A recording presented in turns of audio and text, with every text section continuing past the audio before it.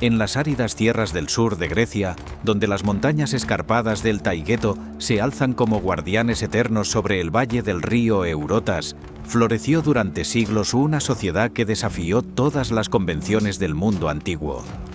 Esparta no era simplemente una ciudad-estado más entre las innumerables polis que conformaban el mosaico político de la Hélade.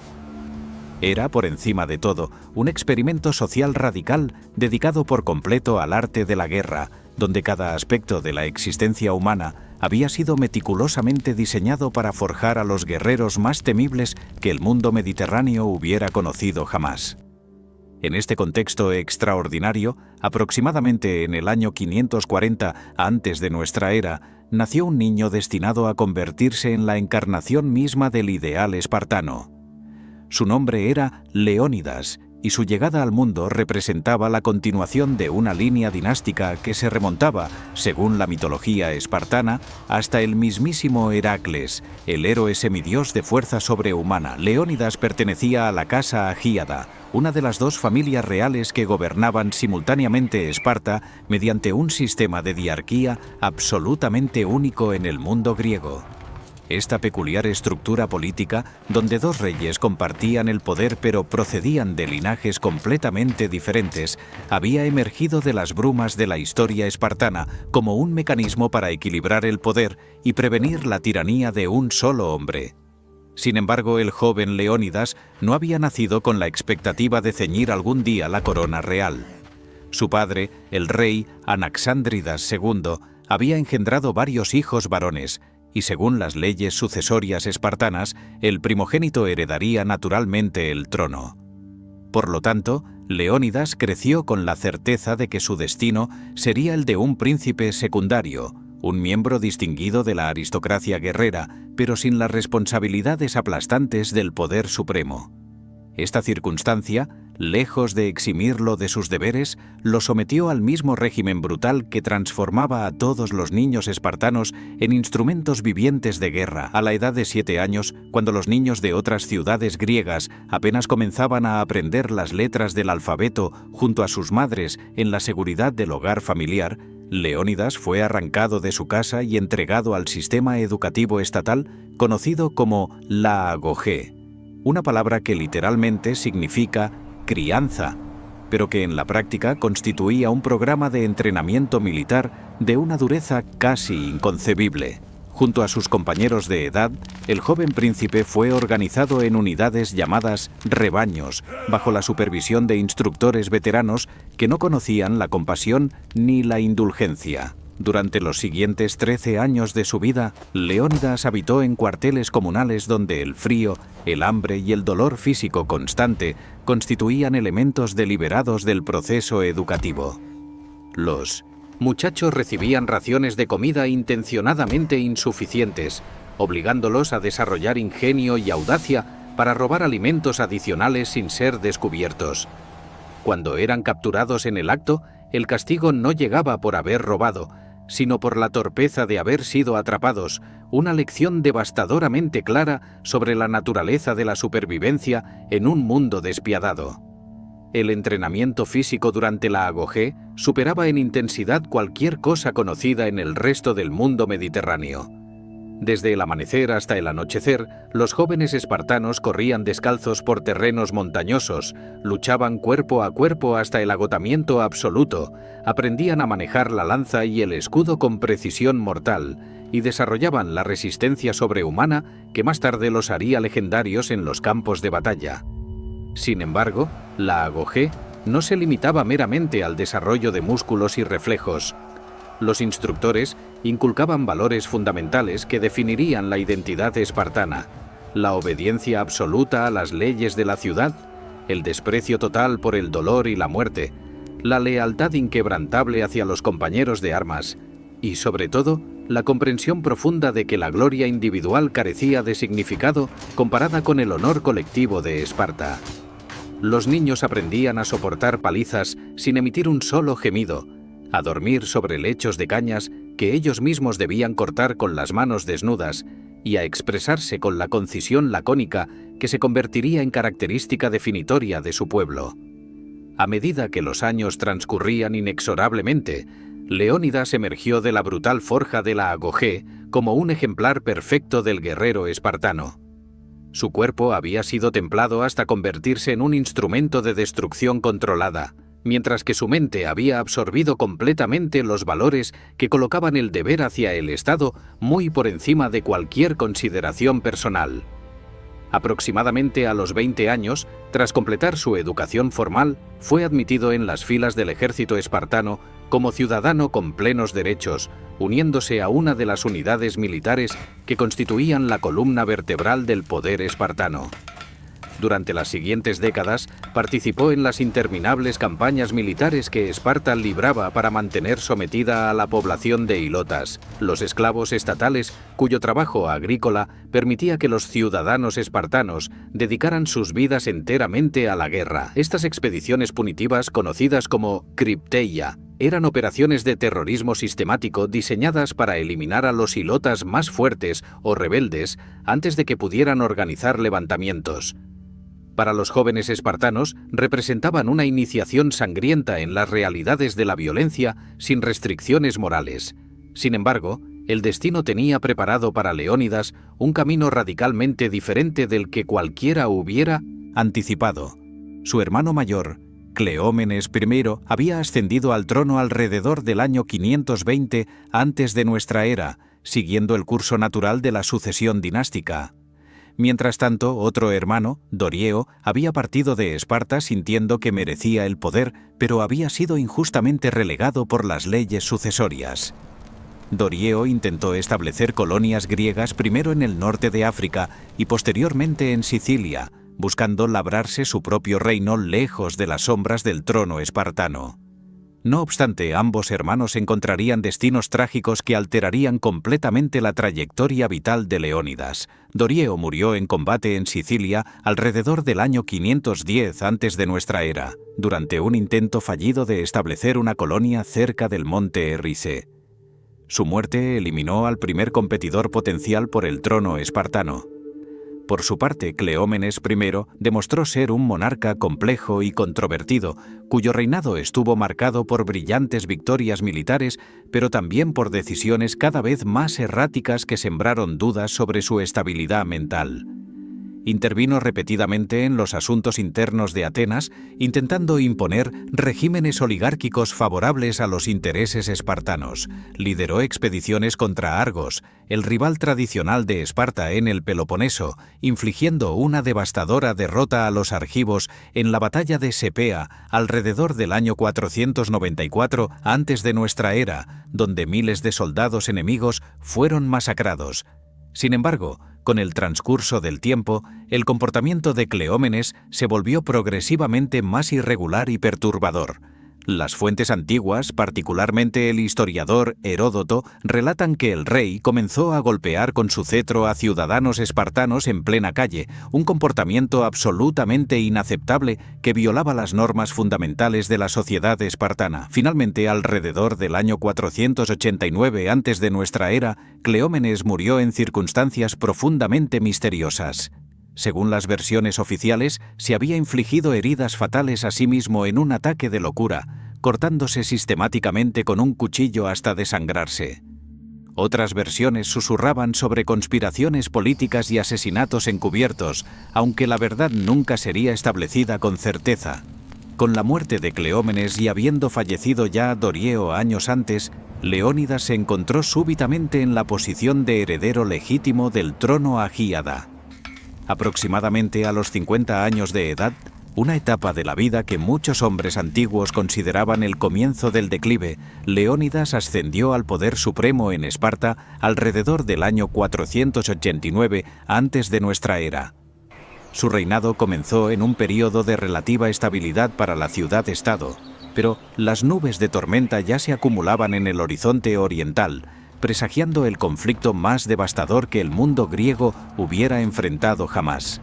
Para consolidar su posición y fortalecer los lazos dinásticos, Leónidas contrajo matrimonio con Gorgo, quien según las fuentes antiguas no era otra que la hija de su difunto hermano Cleómenes. Esta unión, que podría parecer perturbadora según los estándares modernos, era perfectamente aceptable dentro de las costumbres aristocráticas griegas, donde los matrimonios entre tíos y sobrinas servían frecuentemente para mantener la pureza del linaje real y prevenir la fragmentación del patrimonio familiar.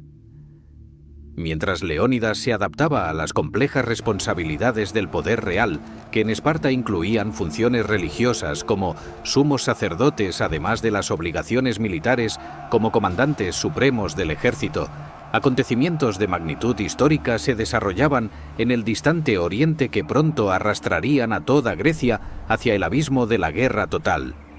Más allá de las montañas de Anatolia, más allá de las vastas mesetas de Irán, se extendía un imperio de proporciones que desafiaban la imaginación de cualquier griego. El imperio aqueménida de Persia, fundado por Ciro el Grande en el siglo VI antes de nuestra era, había crecido mediante conquistas implacables hasta convertirse en la superpotencia absoluta del mundo conocido. Desde las costas del mar Egeo hasta los confines del Valle del Indo, desde las estepas de Asia Central hasta las arenas de Egipto y Libia, el gran rey persa gobernaba sobre millones de súbditos que hablaban docenas de idiomas diferentes y practicaban innumerables religiones y costumbres. En el año 486 antes de nuestra era, cuando Leónidas llevaba apenas 3 años en el trono espartano, el rey persa Darío I murió después de un reinado de 36 años que había consolidado el imperio más grande que el mundo hubiera visto hasta ese momento. Su hijo, Xerjes I, ascendió al trono enfrentando el desafío colosal de mantener unido este vasto mosaico de pueblos conquistados. Jerjes heredó no solamente un imperio, sino también una cuenta pendiente que obsesionaba a la dinastía aqueménida. La conquista de Grecia, una década antes, en el año 490 antes de nuestra era, Darío había enviado una expedición punitiva contra las ciudades griegas que habían osado apoyar la revuelta de las colonias griegas de Jonia contra el dominio persa. Esta fuerza expedicionaria había cruzado el mar Egeo y desembarcado en las playas de Maratón, a pocos kilómetros de Atenas. Sin embargo, en una batalla que se convertiría en leyenda, los hoplitas atenienses y sus aliados de Platea habían derrotado al ejército persa en un combate terrestre, matando supuestamente a miles de invasores, mientras que las propias bajas griegas apenas alcanzaban unos cientos de hombres. Para el orgulloso imperio persa, esta derrota constituía una humillación intolerable que exigía venganza. Jerjes dedicó los primeros años de su reinado a preparativos masivos para una invasión de Grecia a una escala que empequeñecería cualquier expedición militar anterior. A diferencia del intento relativamente modesto de su padre, Jerjes planeaba una campaña de conquista total que sometería definitivamente a las turbulentas ciudades griegas e incorporaría la península helénica al imperio como una provincia más. Los preparativos fueron verdaderamente faraónicos en su magnitud. En el punto más estrecho del Helesponto, el estrecho que separa Asia de Europa, ingenieros persas construyeron 2 puentes de pontones usando centenares de barcos amarrados lado a lado y cubiertos con tablones de madera, creando una conexión artificial entre los continentes que permitiría al ejército persa cruzar sin necesidad de transporte marítimo. Cuando tormentas violentas destruyeron los primeros puentes, Jerjes supuestamente ordenó que el propio mar fuera castigado con 300 latigazos y que cadenas fueran arrojadas a las aguas en un acto de dominación simbólica sobre los elementos naturales, un episodio que los historiadores griegos relatarían como ejemplo de la arrogancia desmedida del monarca persa. Simultáneamente, a lo largo de la costa tracia, equipos de trabajadores excavaron un canal artificial a través del istmo de la península del monte Athos, permitiendo que la flota persa evitara tener que rodear este peligroso promontorio donde 12 años antes una tormenta había destruido una flota persa anterior con la pérdida de centenares de barcos. Almacenes gigantescos fueron establecidos en puntos estratégicos a lo largo de la ruta de invasión proyectada, acumulando montañas de grano, carne seca, vino y forraje para sostener al ejército durante su marcha a través de territorios donde los recursos locales serían completamente insuficientes para alimentar a una fuerza de tal magnitud. Las cifras exactas del ejército que Jerjes reunió han sido objeto de debate entre historiadores durante más de 2 milenios. Heródoto, la principal fuente antigua sobre estas guerras, afirmaba que el ejército persa contaba con más de 2 millones de combatientes, una cifra que la investigación histórica moderna considera una exageración fantástica e imposible de sostener logísticamente con la tecnología antigua. Los cálculos actuales más razonables sugieren que el ejército de invasión probablemente contaba entre 100.000 y 300.000 soldados, acompañados por una flota de guerra de aproximadamente 1.200 trirremes y barcos de transporte adicionales.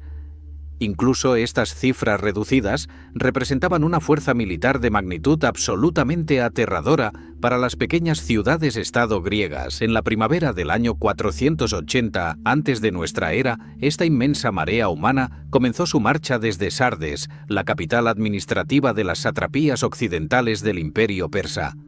El ejército de Jerjes era un verdadero catálogo de los pueblos del imperio.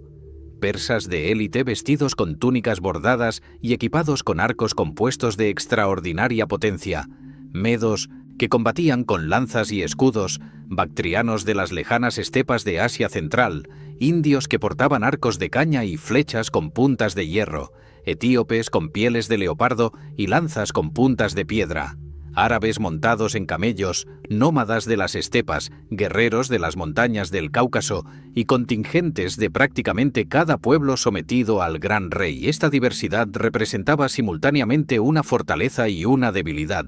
Demostraba el alcance verdaderamente imperial del poder persa, pero también significaba que muchos de estos soldados luchaban por obligación o miedo más que por convicción, careciendo de la cohesión y el espíritu de cuerpo que caracterizaba a los ejércitos de las ciudades-estado griegas. Las noticias de estos preparativos masivos llegaron a Grecia con meses de anticipación, portadas por comerciantes, espías y refugiados de las ciudades griegas de Asia Menor que habían presenciado directamente la movilización persa. El pánico se extendió como un incendio por toda la Hélade. Muchas ciudades-estado, calculando fríamente que la resistencia era inútil frente a semejante avalancha de poder, enviaron emisarios a Jerjes ofreciendo sumisión anticipada. Según la costumbre diplomática persa, esta sumisión se simbolizaba mediante la entrega ritual de tierra y agua al gran rey, un gesto que reconocía que incluso el suelo bajo los pies de los griegos y el agua que bebían pertenecían legítimamente al monarca persa. Sin embargo, algunas ciudades, guiadas por un orgullo feroz o una determinación desesperada de preservar su libertad a cualquier costo, rechazaron categóricamente la sumisión. Atenas, la ciudad cuya victoria en Maratón había encendido la ira persa, sabía que enfrentaba la destrucción total si Jerjes triunfaba. Esparta, la potencia militar terrestre indiscutida de Grecia, también comprendía que su forma de vida única no podría sobrevivir bajo la dominación persa. Cuando los heraldos de Jerjes llegaron a Esparta llevando la arrogante exigencia de tierra y agua, se encontraron cara a cara con un rey que encarnaba perfectamente el espíritu inflexible de su pueblo. Leónidas, que había dedicado su vida entera desde la niñez a la preparación para la guerra y había sido educado para considerar la muerte en combate como el destino más glorioso al que un hombre podía aspirar, escuchó la demanda persa con un silencio helado. Luego, según relata la tradición, pronunció palabras que resonarían a través de los siglos. Ordenó que los emisarios persas fueran arrojados a un pozo profundo, diciéndoles que al fondo encontrarían toda la tierra y el agua que su amo pudiera desear. Este acto de desafío brutal, que violaba flagrantemente las leyes sagradas de la hospitalidad y la inmunidad diplomática respetadas en todo el mundo antiguo, constituía una declaración de guerra absoluta. Esparta y Persia no podían coexistir. Una de las dos potencias debería ser destruida. A medida que el verano del año 480 antes de nuestra era se aproximaba y los informes confirmaban que el ejército de Jerjes había cruzado el Helesponto y marchaba hacia el sur a través de Tracia y Macedonia, las ciudades griegas que habían elegido resistir se reunieron en sucesivos congresos para coordinar su defensa. La estrategia era desesperada, pero surgida de la necesidad. Dado que ninguna ciudad individual podía esperar detener a los persas, debían formar una alianza panhelénica sin precedentes, superando siglos de rivalidades, guerras y desconfianzas mutuas. se formó la Liga Helénica, una coalición de aproximadamente 31 ciudades-estado comprometidas con la resistencia. Sin embargo, muchas regiones importantes de Grecia permanecieron neutrales o incluso inclinadas hacia Persia, calculando que el sometimiento ofrecía mejores perspectivas de supervivencia que una resistencia probablemente inútil. Los tesalios, argivos y tebanos, entre otros, estaban dispuestos a colaborar con los invasores, o al menos no oponerse activamente a su avance. La geografía determinó la estrategia defensiva griega. Para alcanzar el corazón de Grecia, donde se encontraban Atenas y las principales ciudades del Peloponeso, el ejército persa debería marchar hacia el sur siguiendo la costa oriental de la península, atravesando estrechos pasos entre las montañas y el mar.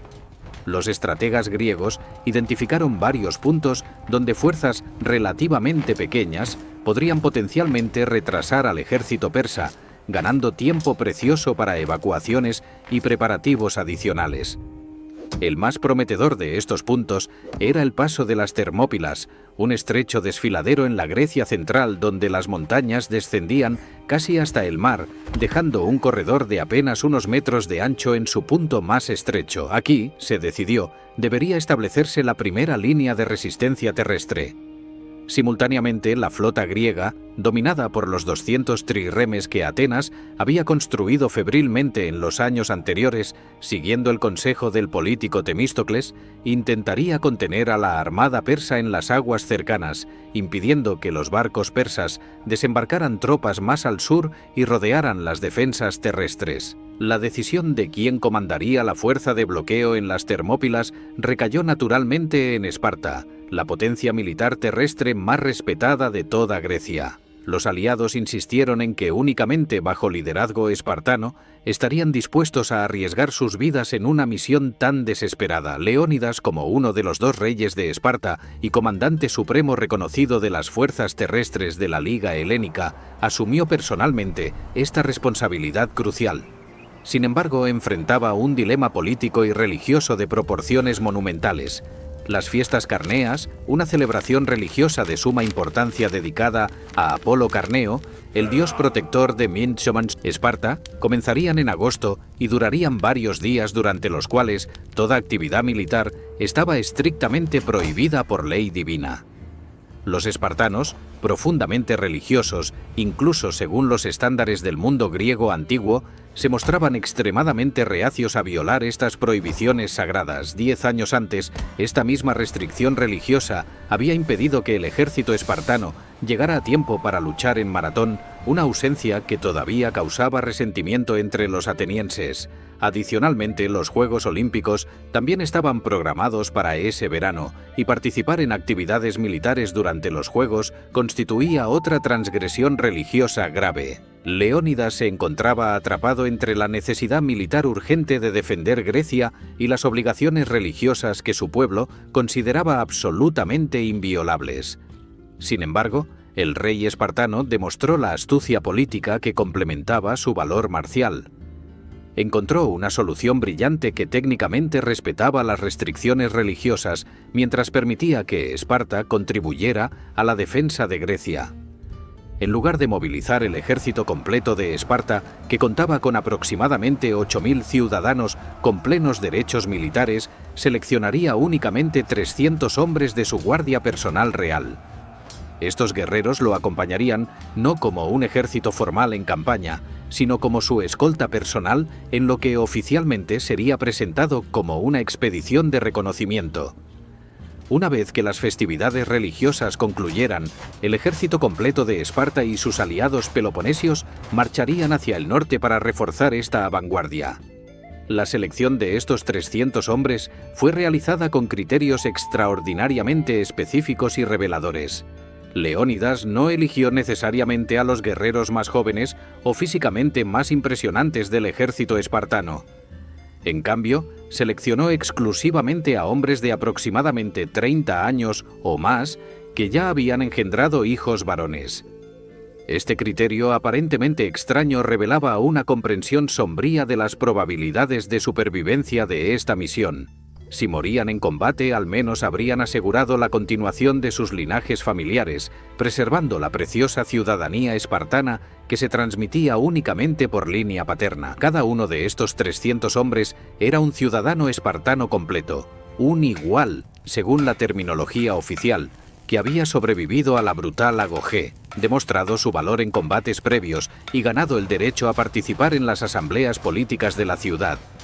Representaban la flor innata de la aristocracia guerrera espartana, hombres en la plenitud de su experiencia militar y completamente comprometidos con los valores de sacrificio personal por el bien colectivo que definían la identidad espartana. Junto a su escolta personal de 300 espartanos, Leónidas reunió contingentes adicionales de otras ciudades del Peloponeso, aproximadamente 1000 hoplitas de las ciudades de Tegea y Mantinea en Arcadia, 500 de Micenas, 80 de Micenas, 200 de Fliunte, 400 de Corinto y otros contingentes más pequeños. Adicionalmente, cuando la fuerza combinada marchó hacia el norte y atravesó la Grecia central, se le unieron aproximadamente 700 hoplitas de la ciudad beocia de Tespias, 400 tebanos cuya lealtad era sospechosa dado que Tebas en su conjunto estaba inclinada hacia los persas y 1000 focidios que conocían el terreno local. En total, la fuerza que finalmente se concentró en las Termópilas contaba entre 4000 y 7000 hombres, dependiendo de si se incluyen tropas auxiliares ligeras, un número minúsculo comparado con las decenas o centenares de miles de soldados persas que pronto llegarían. No obstante, Leónidas y sus aliados no pretendían derrotar al ejército persa en combate abierto, una tarea obviamente imposible. Su objetivo era mucho más limitado, pero crucial: mantener el desfiladero el tiempo suficiente para que la flota griega pudiera destruir o al menos neutralizar la armada persa, cortando las líneas de suministro marítimas de Jerjes y haciendo insostenible su invasión. Mientras las columnas de hoplitas griegos marchaban hacia el norte bajo el implacable sol del verano mediterráneo, sus escudos de bronce brillando cegadoramente y sus penachos de crines de caballo ondulando en la brisa, Leónidas sabía con certeza absoluta que estaba caminando hacia su propia muerte. Los oráculos habían hablado y sus profecías eran inequívocas: o Esparta sería destruida o uno de sus reyes moriría salvándola. Para un hombre educado desde la infancia para considerar el sacrificio por su ciudad como el logro máximo al que podía aspirar un guerrero, esta profecía no constituía una maldición, sino una oportunidad gloriosa. Leónidas tendría la ocasión de demostrar que su vida entera de entrenamiento brutal y disciplina inquebrantable no había sido en vano, que los valores espartanos de obediencia, valor y autosacrificio no eran meras palabras vacías, sino principios por los cuales valía la pena morir. Mientras sus sandalias levantaban nubes de polvo en los caminos que conducían hacia las Termópilas, el rey espartano marchaba conscientemente hacia su cita con la inmortalidad, determinado a convertir su muerte inevitable en una declaración eterna sobre el valor de la libertad frente a la tiranía imperial. El paso de las Termópilas, cuyo nombre significa literalmente las puertas calientes, debido a las fuentes termales sulfurosas que brotaban en las proximidades, constituía uno de los accidentes geográficos más estratégicamente significativos de toda Grecia. Situado aproximadamente a 150 kilómetros al noroeste de Atenas, este desfiladero representaba el único corredor practicable entre las escarpadas montañas de Calídromo y las aguas del Golfo Malíaco, donde el mar Egeo se adentraba profundamente en el territorio continental griego. Durante milenios, este estrecho paso había servido como ruta principal para cualquier ejército que deseara marchar desde el norte hacia el corazón de Grecia, convirtiéndolo en un cuello de botella natural de valor militar incalculable. En su punto más angosto, el desfiladero medía apenas 15 metros de ancho, un espacio tan reducido que apenas permitía el paso de 2 carros simultáneamente, y donde las formaciones masivas de infantería perdían completamente su ventaja numérica al verse obligadas a atacar en frentes extremadamente estrechos. A lo largo de los siglos, los pueblos locales habían construido un antiguo muro defensivo conocido como el Muro Focidio, en el punto más estrecho del paso, una barrera de piedra parcialmente derruida que los focidios habían levantado en épocas anteriores para defenderse de invasiones desde Tesalia.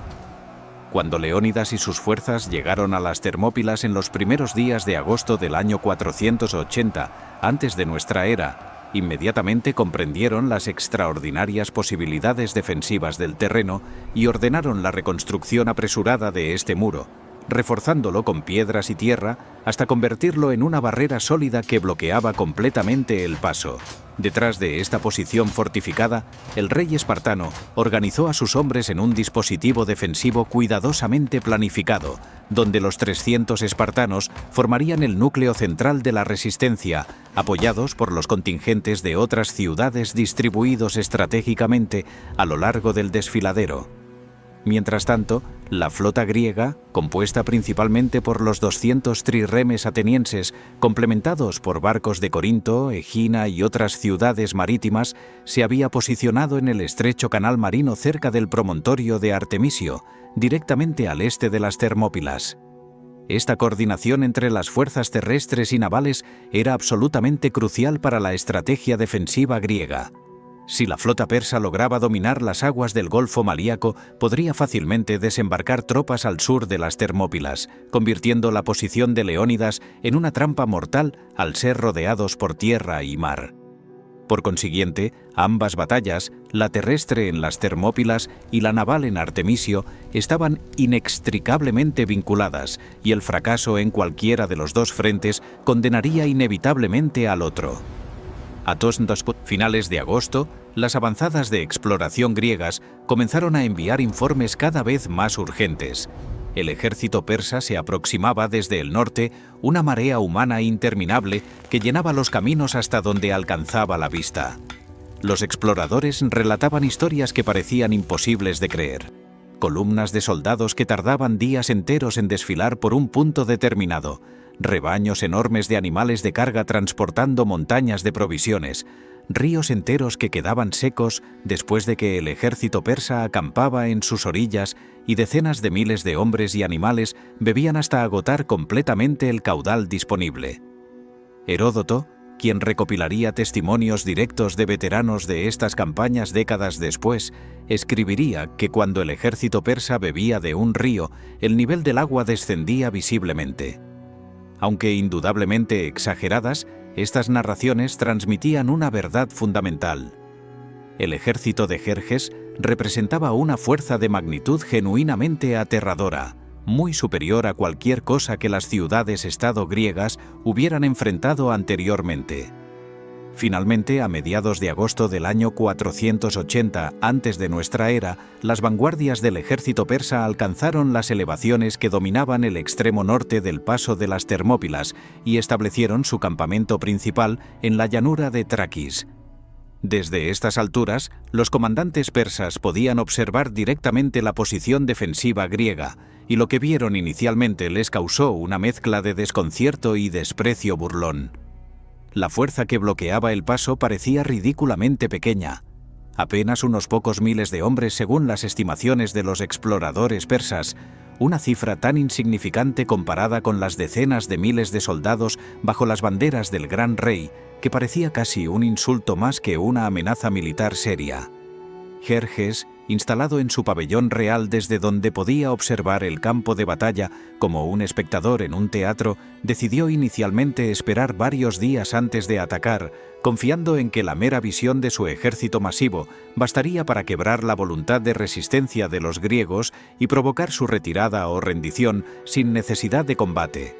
Durante 4 días, los dos ejércitos permanecieron en sus posiciones respectivas, mientras Jerjes esperaba que los griegos recuperaran el sentido común y abandonaran una posición obviamente insostenible. Para ocupar este tiempo, el monarca persa envió un explorador a caballo para observar más de cerca el campamento griego y evaluar las disposiciones defensivas enemigas. Este jinete cabalgó osadamente hasta las proximidades del muro focidio reconstruido y observó una escena que le pareció completamente incomprensible. Algunos de los guerreros griegos, identificables como espartanos por sus distintivas capas rojas y largos cabellos, se ejercitaban completamente desnudos bajo el sol, abrasador, realizando elaboradas rutinas de gimnasia, mientras que otros se sentaban tranquilamente peinando meticulosamente sus largas melenas con la misma atención que doncellas, preparándose para una ceremonia nupcial. El explorador regresó al campamento persa y reportó estas observaciones a Jerjes, quien las recibió con incredulidad y risa burlona. Sin embargo, había entre los consejeros de Jerjes un griego exiliado llamado Demarato, el antiguo rey de Esparta, quien había sido depuesto y expulsado de su ciudad años antes debido a intrigas políticas y ahora servía al gran rey como asesor sobre asuntos griegos. Cuando Demarato escuchó el reporte del explorador, su expresión se volvió grave y solemne. Explicó a Jerjes que los espartanos estaban preparándose para la muerte según sus costumbres ancestrales, peinando sus cabellos conforme a una tradición que establecía que un guerrero espartano debía estar impecablemente presentable cuando enfrentaba su destino final. Advirtió al monarca persa que estos hombres representaban a los guerreros más formidables de toda Grecia, entrenados desde la niñez exclusivamente para el combate, y que lucharían con una ferocidad desesperada hasta que el último de ellos hubiera caído. Jerjes, acostumbrado a que los pueblos conquistados se sometieran ante la abrumadora demostración de su poder imperial, se negó a tomar en serio estas advertencias. Confiaba en que su superioridad numérica masiva aplastaría rápidamente esta resistencia aparentemente suicida, permitiéndole continuar su marcha triunfal hacia Atenas. El quinto día después de la llegada del ejército persa a las Termópilas, cuando quedó claro que los griegos no tenían intención alguna de retirarse, Jerjes finalmente ordenó el ataque. Las trompetas persas resonaron a través del valle mientras las primeras oleadas de infantería comenzaban su avance hacia el estrecho paso. Los soldados medos y cisios, pueblos del imperio persa armados con escudos de mimbre, lanzas cortas y espadas curvas, recibieron la orden de tomar el paso por asalto, confiando en que su superioridad numérica abrumadora simplemente barrerían a los defensores griegos mediante el peso puro de sus masas humanas. Miles de guerreros persas avanzaron en formaciones densas hacia el muro focidio, gritando sus gritos de guerra y golpeando sus armas contra sus escudos en un estruendo ensordecedor diseñado para aterrorizar al enemigo. Sin embargo, cuando llegaron al frente del estrecho desfiladero, donde los griegos aguardaban en silencio absoluto detrás de sus formaciones de bronce, descubrieron brutalmente la realidad de lo que significaba enfrentar a la falange hoplita en el tipo de terreno para el cual había sido diseñada. Los hoplitas griegos, y particularmente los espartanos que formaban el centro de la línea defensiva, eran guerreros de un tipo radicalmente diferente a cualquier cosa que existiera en los ejércitos persas. Cada hombre vestía una coraza de bronce que cubría su torso, protegiendo los órganos vitales contra la mayoría de los golpes enemigos. Sus piernas estaban defendidas por grebas de bronce que cubrían desde la rodilla hasta el tobillo, mientras que cascos corintios de bronce macizo, dotados de protecciones para las mejillas y una abertura en forma de T para los ojos y la boca, cubrían completamente sus cabezas. En su brazo izquierdo portaban el aspis, el característico escudo circular griego de aproximadamente 1 metro de diámetro, construido con capas de madera reforzadas con bronce en el borde exterior y equipado con una empuñadura central y una correa para el antebrazo que permitía al guerrero sostenerlo firmemente mientras absorbía impactos tremendos. En su mano derecha empuñaban la dori, una lanza de aproximadamente 2,5 metros de longitud, con punta de hierro en un extremo y un contrapeso de bronce en el otro, diseñada específicamente para el combate en formación cerrada. Lo verdaderamente letal de la falange hoplita no residía en el equipamiento individual de cada guerrero, por impresionante que fuera, sino en la forma en que estos guerreros combatían como una unidad orgánica única. Los hoplitas se organizaban en formaciones rectangulares densamente compactadas, típicamente de 8 filas de profundidad, donde cada hombre colocaba su escudo, de manera que protegía no solamente su propio lado izquierdo, sino también el lado derecho desprotegido de su compañero de la izquierda. Esta interdependencia absoluta creaba una muralla de bronce virtualmente impenetrable, donde las lanzas de los hombres en las primeras filas se proyectaban hacia adelante como una barrera de puntas mortales, mientras que los hombres en las filas posteriores empujaban con sus escudos contra las espaldas de los que estaban delante, generando una presión hacia adelante irresistible conocida como elotismos. Enfrentarse a una falange hoplita bien entrenada y disciplinada en terreno favorable era comparable a arrojarse deliberadamente contra un muro de cuchillas en movimiento. Cuando las primeras oleadas de infantería persa chocaron contra las líneas espartanas en el estrecho desfiladero, el resultado fue una masacre unilateral de proporciones aterradoras. Los soldados persas, armados principalmente con escudos ligeros de mimbre o cuero que ofrecían protección mínima y lanzas más cortas que las griegas, simplemente no podían alcanzar a los hoplitas protegidos detrás de sus formidables escudos de bronce, mientras que las largas lanzas griegas los atravesaban con facilidad brutal. Los persas intentaban una y otra vez romper la formación griega mediante el peso puro de números, arrojando oleada tras oleada de hombres contra el muro de escudos, pero cada asalto se estrellaba contra el bronce espartano como olas contra acantilados, dejando montones crecientes de cadáveres persas apilados frente a las posiciones griegas. Los soldados persas mostraban considerable valentía individual, lanzándose repetidamente contra un enemigo que los superaba claramente en equipamiento y entrenamiento, pero el valor personal no podía compensar las desventajas abrumadoras en armadura, armamento y cohesión táctica. Leónidas, combatiendo en primera línea junto a sus hombres como correspondía a un rey espartano, demostró no solamente su valor personal, sino también su brillantez táctica. En varios momentos durante ese primer día de combate ordenó a sus espartanos ejecutar retiradas fingidas aparentemente caóticas, rompiendo su formación y retrocediendo desordenadamente como si finalmente hubieran sido quebrados por la presión persa. Los soldados persas, creyendo que los griegos estaban en plena desbandada, rompían sus propias formaciones en su entusiasmo por perseguir al enemigo aparentemente derrotado, convirtiéndose en objetivos vulnerables dispersos sin el apoyo mutuo de sus compañeros. En ese momento, los espartanos se giraban súbitamente, reformaban su falange con precisión perfecta en cuestión de segundos y cargaban contra los persas ahora desorganizados, masacrándolos sin piedad antes de que pudieran reagruparse. Esta maniobra, extraordinariamente difícil de ejecutar y que requería niveles de disciplina y entrenamiento que solamente los espartanos poseían, se repitió varias veces durante la batalla, causando bajas devastadoras entre las filas persas y sembrando desconcierto en los comandantes enemigos. A medida que el sol comenzaba su descenso hacia el horizonte occidental, después de horas ininterrumpidas de combate sangriento, Jerjes observaba desde su posición elevada con creciente frustración e incredulidad cómo oleada tras oleada de sus soldados eran destrozadas en el angosto desfiladero. Las fuentes antiguas relatan que el monarca persa se levantó de su trono 3 veces durante ese primer día de batalla, aterrorizado por la suerte de su ejército, incapaz de comprender cómo un puñado de griegos estaba infligiendo semejante humillación a sus fuerzas inmensamente superiores en número. Cuando finalmente la oscuridad puso fin al combate de ese primer día, el paso de las Termópilas estaba literalmente cubierto de cadáveres persas, miles de hombres que habían muerto sin haber logrado desalojar a los griegos ni siquiera a unos pocos metros de sus posiciones defensivas.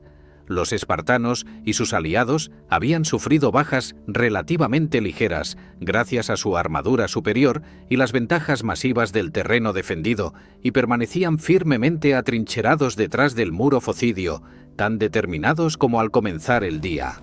Durante la noche, mientras los heridos gemían en la oscuridad y los equipos de recuperación arrastraban cadáveres lejos del campo de batalla, Jerjes celebró consejo de guerra con sus generales, buscando desesperadamente una estrategia que rompiera el estancamiento.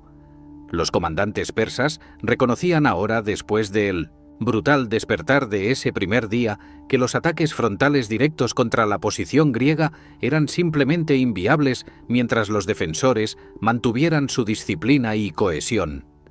No obstante, el imperio persa había conquistado medio mundo no solamente mediante la fuerza bruta, sino también mediante la calidad superior de sus tropas de élite. Jerjes tomó la decisión de comprometer a sus mejores soldados en el ataque del día siguiente. Los Inmortales, la legendaria guardia imperial persa que constituía el núcleo aristocrático del ejército aqueménida. Los Inmortales habían recibido este nombre extraordinario debido a una práctica organizativa única. La unidad mantenía constantemente exactamente 10.000 efectivos, y cada vez que un soldado moría, era herido, enfermaba o se retiraba por cualquier razón, era inmediatamente reemplazado por otro guerrero, de modo que el número total permanecía invariablemente en 10.000, creando la impresión de que la unidad era literalmente inmortal e imposible de destruir mediante bajas. Formaban la guardia personal del gran rey y constituían la fuerza de choque de élite del ejército persa, reclutados exclusivamente entre persas, medos y elamitas de familias nobles, equipados con el mejor armamento disponible y entrenados desde la juventud en las artes marciales. Llevaban túnicas ricamente bordadas bajo sus armaduras de escamas, portaban escudos decorados con diseños elaborados, empuñaban lanzas con astas enchapadas en plata u oro y eran reconocidos como los guerreros más formidables al servicio del imperio. Si alguna fuerza del ejército persa podía romper las líneas espartanas, serían los Inmortales. El segundo día de batalla comenzó de manera similar al primero, con oleadas de infantería regular persa arrojándose inútilmente contra las posiciones griegas, pero a media mañana, los Inmortales entraron en combate bajo el mando personal de Hidarnes, uno de los generales más condecorados de Jerjes. Su entrada en la batalla estuvo acompañada por un estallido renovado de trompetas y tambores, y durante algunos momentos tensionantes pareció que estos guerreros de élite podrían lograr lo que las tropas regulares no habían conseguido. Los Inmortales atacaron con ferocidad disciplinada, empleando tácticas más sofisticadas que los asaltos desorganizados del día anterior, intentando encontrar debilidades en la formación griega que pudieran explotar mediante maniobras coordinadas. Sin embargo, enfrentaban exactamente las mismas limitaciones geográficas y tácticas que habían derrotado a sus camaradas el día anterior. El angosto desfiladero negaba completamente sus ventajas numéricas, forzándolos a atacar en frentes estrechos donde no podían utilizar su superioridad en efectivos. Más críticamente aún, incluso estos guerreros de élite descubrieron que su armamento y equipamiento eran inferiores al de los hoplitas griegos. Sus armaduras de escamas, aunque flexibles y adecuadas para el combate montado o formaciones abiertas, no ofrecían la misma protección que las corazas sólidas de bronce de los griegos contra las poderosas estocadas de las lanzas hoplitas. Sus escudos, aunque más manejables que los pesados aspis griegos, proporcionaban menor cobertura corporal y protección inferior contra los ataques sostenidos. Sus lanzas más cortas los colocaban en desventaja fatal de alcance contra las largas lanzas griegas, significando que los persas eran atravesados antes de poder siquiera acercarse lo suficiente para golpear a sus enemigos. Por consiguiente, a pesar de su entrenamiento superior y su valor incuestionable, los Inmortales fueron igualmente rechazados con pérdidas severas, incapaces de quebrar la muralla de bronce espartana. Leónidas continuaba rotando sus fuerzas durante estos combates prolongados, alternando los contingentes de diferentes ciudades en las primeras líneas para que los espartanos no cargaran solos con todo el peso de la batalla.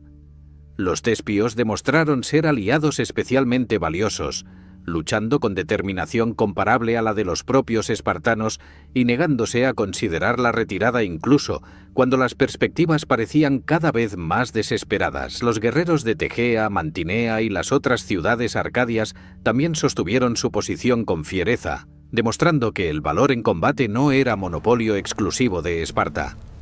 Solamente los tebanos parecían poco entusiastas en su resistencia y circulaban rumores susurrados de que habían sido forzados a participar contra su voluntad y esperaban la primera oportunidad para desertar hacia el bando persa. Mientras el segundo día de combate se arrastraba hacia su sangriento final sin que los persas hubieran logrado progreso alguno, Jerjes se hundía progresivamente en la desesperación y la humillación. Toda Asia conocería pronto que el ejército del gran rey, la fuerza militar más grande jamás reunida, había sido detenida durante 2 días completos por unos pocos miles de griegos en un desfiladero estrecho. La moral entre las tropas persas comenzaba a erosionarse visiblemente a medida que los soldados comprendían que ser enviado a atacar el paso equivalía esencialmente a una sentencia de muerte. Los comandantes persas se enfrentaban a la posibilidad cada vez más real de que esta invasión cuidadosamente planificada durante años podría fracasar vergonzosamente antes incluso de penetrar en el corazón de Grecia, detenida indefinidamente en este maldito desfiladero donde todas sus ventajas masivas en números se volvían completamente irrelevantes. Fue en este momento de crisis, cuando la victoria parecía estar escapándose de las manos persas, que la fortuna intervino decisivamente en forma de traición. Durante la noche después del segundo día de combate, un griego local llamado Efialtes de Traquis llegó sigilosamente al campamento persa solicitando audiencia con Jerjes. Este hombre, cuyo nombre se convertiría en sinónimo de traición en el idioma griego para las generaciones futuras, venía motivado por la codicia más vil. Buscaba la recompensa masiva que Jerjes había prometido a cualquiera que le proporcionara información sobre cómo derrotar a los griegos. Efialtes reveló al monarca persa un secreto que cambiaría completamente la situación estratégica. Existía una senda de montaña llamada Anopea, que serpenteaba a través de las elevaciones boscosas del monte Calídromo, rodeando completamente las Termópilas y emergiendo en la retaguardia de la posición griega. Esta ruta, conocida principalmente por pastores y cazadores locales que la utilizaban para desplazar sus rebaños, era lo suficientemente ancha para permitir el paso de tropas en formación y podría utilizarse para atacar a los griegos simultáneamente por el frente y por detrás, atrapándolos en una tenaza mortal. Jerjes, electrificado por esta información, ordenó inmediatamente que Hidarnes preparara a los inmortales para una marcha nocturna. Al caer la noche del segundo día de batalla, mientras la oscuridad envolvía las montañas y solamente la luz de las antorchas iluminaba los campamentos, 10.000 soldados de élite persas comenzaron a ascender silenciosamente por la senda Anopea, guiados por Efialtes. Marcharon durante toda la noche a través del terreno montañoso boscoso, sus sandalias crujiendo sobre hojas secas mientras serpenteaban por senderos apenas visibles bajo el dosel de los árboles. Leónidas, consciente desde el principio de la existencia de esta ruta alternativa, había destacado al contingente focidio de aproximadamente 1000 hombres para que la guardara, posicionándolos en las alturas con la misión específica de bloquear cualquier intento persa de flanquear la posición principal. Sin embargo, los focidios, quizás relajados después de 2 días en que ningún enemigo había aparecido en su sector tranquilo mientras el combate rugía en el paso inferior, fueron sorprendidos completamente cuando los inmortales emergieron de la oscuridad antes del amanecer. El primer aviso de su presencia fue el sonido de pasos múltiples crujiendo sobre las hojas secas que cubrían el suelo del bosque, un ruido que inicialmente los centinelas focidios confundieron con el movimiento de animales salvajes. Cuando finalmente comprendieron que un ejército enemigo estaba sobre ellos, los focidios apenas tuvieron tiempo de formar una línea defensiva apresurada antes de que los inmortales los atacaran. El combate en las alturas boscosas fue breve y confuso, luchado en la semioscuridad del amanecer entre los árboles donde las formaciones ordenadas eran imposibles de mantener.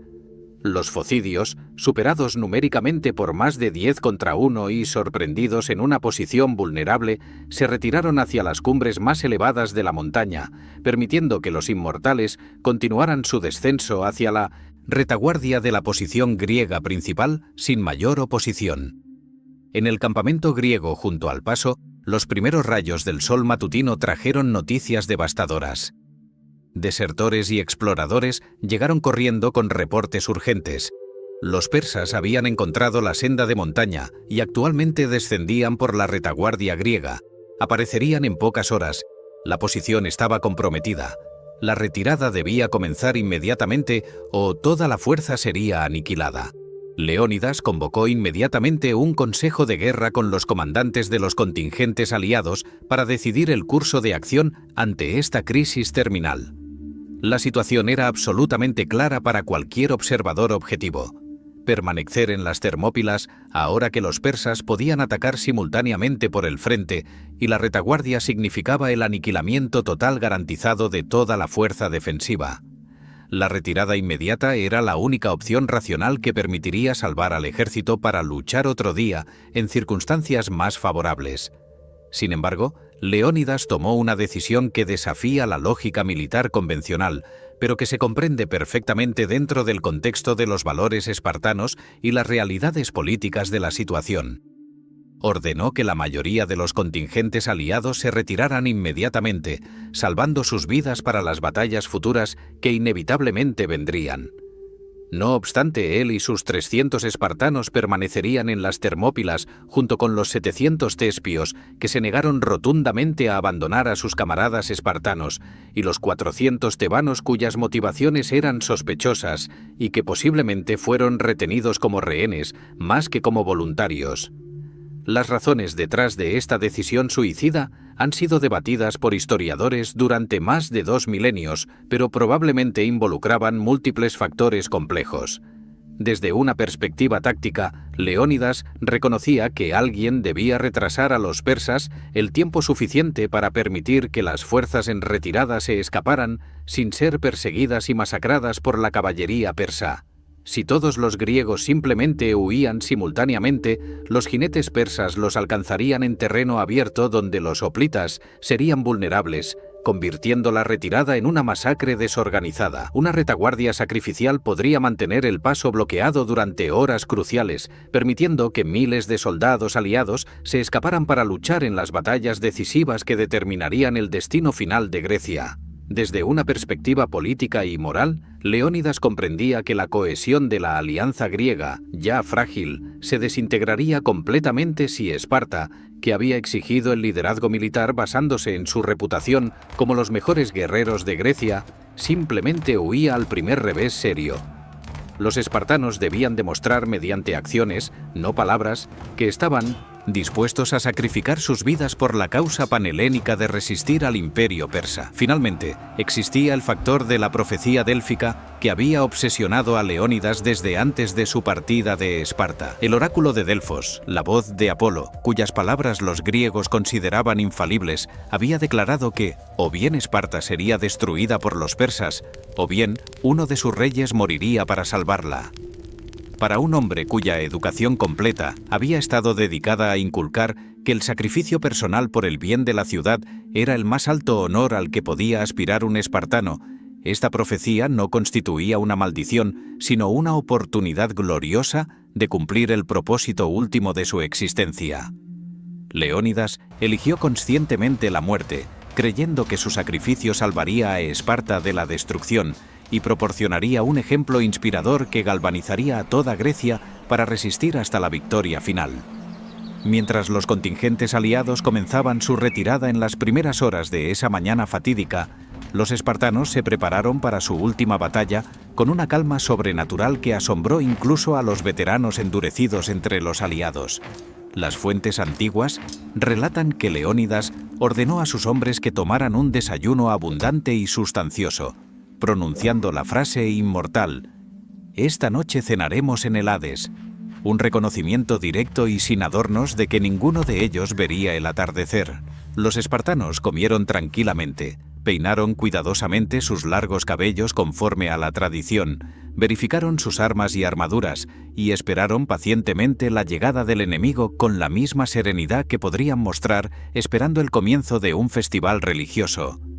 No manifestaban temor visible ni angustia, solamente una determinación tranquila de vender sus vidas tan caras como fuera posible y llevar consigo al Hades al mayor número posible de persas como compañía. El tercer y último día de batalla comenzó de manera radicalmente diferente a los dos anteriores. Conscientes de que serían atacados por ambos lados simultáneamente una vez que los inmortales completaran su descenso de la montaña, Leónidas tomó la decisión audaz de abandonar sus posiciones defensivas detrás del muro Focidio y avanzar agresivamente hacia el frente, adentrándose en la llanura más ancha al norte del desfiladero, donde tendrían mayor espacio para maniobrar.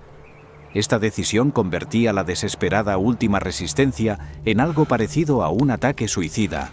Pero los espartanos no tenían absolutamente nada que perder y Leónidas estaba determinado a infligir el máximo daño posible antes del inevitable final. Los hoplitas espartanos y tespios avanzaron en formación perfecta hacia las líneas persas, sus lanzas apuntando hacia adelante, sus escudos presentando una muralla de bronce impenetrable, cantando sus paenes de guerra mientras marchaban deliberadamente hacia la muerte. El combate que siguió superó en ferocidad y desesperación todo lo que había ocurrido en los 2 días previos. Los espartanos luchaban con una furia nacida de la certeza absoluta de su destino, no intentando ya sobrevivir o mantener una posición, sino únicamente maximizar las bajas enemigas antes de caer. Atacaban con abandono temerario, penetrando profundamente en las formaciones persas, matando con eficiencia mecánica brutal desarrollada mediante décadas de entrenamiento incesante. Las lanzas griegas atravesaban armaduras persas, las espadas desgarraban carne, los escudos de bronce se estrellaban contra cráneos y montañas de cadáveres persas se acumulaban alrededor de los desesperados defensores. Los persas, a pesar de su superioridad numérica abrumadora, retrocedían una y otra vez ante el ataque salvaje de hombres que ya se consideraban muertos y por lo tanto no conocían el miedo. Las fuentes antiguas relatan que durante este combate final, Leónidas cayó luchando en las primeras líneas, golpeado repetidamente pero continuando combatiendo, hasta que finalmente una herida mortal lo derribó. Inmediatamente, sus espartanos formaron un anillo defensivo desesperado alrededor del cuerpo de su rey caído, determinados a evitar que los persas capturaran el cadáver y lo profanaran. Un combate feroz se desarrolló alrededor del cuerpo de Leónidas, con los espartanos rechazando ataque tras ataque persa, masacrando a cualquiera que se acercaba demasiado al cuerpo sagrado de su comandante. Heródoto escribiría que el cuerpo cambió de manos 4 veces durante esta lucha desesperada, con los griegos recuperándolo repetidamente de los persas mediante ataques suicidas. Sin embargo, la llegada de los inmortales a la retaguardia griega, después de completar su descenso de la senda anopea, finalmente selló el destino de los defensores. Atrapados ahora entre 2 fuerzas enemigas masivas, atacando simultáneamente desde direcciones opuestas, los espartanos y tespios supervivientes se retiraron a una pequeña colina dentro del desfiladero donde hicieron su última resistencia. Sus lanzas se habían roto durante el combate prolongado, obligándolos a luchar con espadas cortas. Cuando las espadas también se rompieron o se perdieron, lucharon con puñales, piedras, sus propios escudos usados como armas contundentes y finalmente con manos, pies y dientes, reducidos a violencia animal pura en su determinación de no rendirse. Los persas, habiendo sufrido bajas aterradoras en el combate cuerpo a cuerpo contra estos hombres desesperados, finalmente se negaron a continuar los asaltos directos y recurrieron a sus arqueros. Miles de flechas se elevaron en nubes tan densas que, según la famosa frase registrada por Heródoto, oscurecieron el sol, cumpliendo sin pretenderlo la burla de un soldado espartano días antes, quien había comentado que si las flechas persas oscurecían el sol, lucharían en la sombra. Bajo esta lluvia implacable de proyectiles, los últimos defensores de las Termópilas finalmente cayeron. Los 300 espartanos murieron hasta el último hombre, junto con los 700 tespios que habían elegido libremente compartir su destino.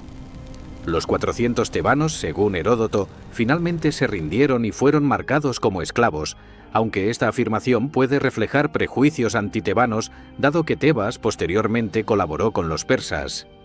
Cuando finalmente terminó el combate y el silencio descendió sobre el paso manchado de sangre, Aproximadamente 20.000 soldados persas yacían muertos en las Termópilas, un precio aterrador pagado por 3 días de combate en un desfiladero estrecho. Jerjes, consumido por una ira que mezclaba humillación, respeto involuntario y miedo retardado, cometió un acto casi sin precedentes que demostraba cuán profundamente Leónidas lo había herido psicológicamente. Ordenó que el cadáver del rey espartano fuera decapitado y su cabeza clavada en una pica para exhibición pública, una profanación deliberada del cuerpo que violaba todas las convenciones del honor militar antiguo. Este tratamiento excepcional del cuerpo de un enemigo caído revelaba que Jerjes, a pesar de su victoria táctica, había sido derrotado moralmente por un hombre que había transformado su muerte inevitable en una declaración eterna sobre el valor de la libertad. La victoria persa en las Termópilas, comprada a un precio de sangre aterrador que había costado la vida a más de 20.000 soldados del gran rey, abrió finalmente el camino hacia el sur para el ejército invasor de Jerjes. Sin embargo, esta victoria táctica había infligido heridas psicológicas profundas en la moral del ejército persa que ninguna cantidad de bajas griegas podía compensar adecuadamente. Los soldados que habían sobrevivido a los 3 días infernales en el desfiladero regresaban a sus campamentos con historias aterradoras sobre guerreros que no conocían el miedo, que preferían la muerte antes que la retirada, y que habían vendido sus vidas tan caras que cada espartano caído había llevado consigo al Hades a docenas de persas como acompañantes. Estas narraciones se propagaban como un contagio a través de las filas del ejército invasor, sembrando una semilla insidiosa de duda que erosionaba lentamente la confianza previa en una conquista fácil e inevitable de Grecia. Los soldados persas comenzaban a preguntarse silenciosamente qué sucedería si enfrentaban no simplemente 300 espartanos, sino los miles que componían el ejército completo de Esparta, apoyados por decenas de miles de aliados igualmente determinados a defender su libertad. Mientras tanto, en el teatro naval de operaciones que se desarrollaba simultáneamente en las aguas cercanas al promontorio de Artemisio, la flota griega había librado una serie de enfrentamientos con la armada persa que resultaron tácticamente indequisos, pero estratégicamente cruciales. Durante 3 días de combates navales que coincidieron exactamente con los 3 días de batalla terrestre en las Termópilas, los trirremes griegos se habían enfrentado repetidamente a la flota persa en condiciones de temporal que favorecían a los marinos griegos, más experimentados en navegar las aguas traicioneras del Egeo. Aunque la flota griega había sufrido pérdidas significativas, aproximadamente la mitad de sus barcos habían resultado dañados en diversos grados. También había infligido daños considerables a la armada persa, hundiendo decenas de trirremes enemigos y demostrando que el dominio naval persa no era tan absoluto como Jerjes había asumido.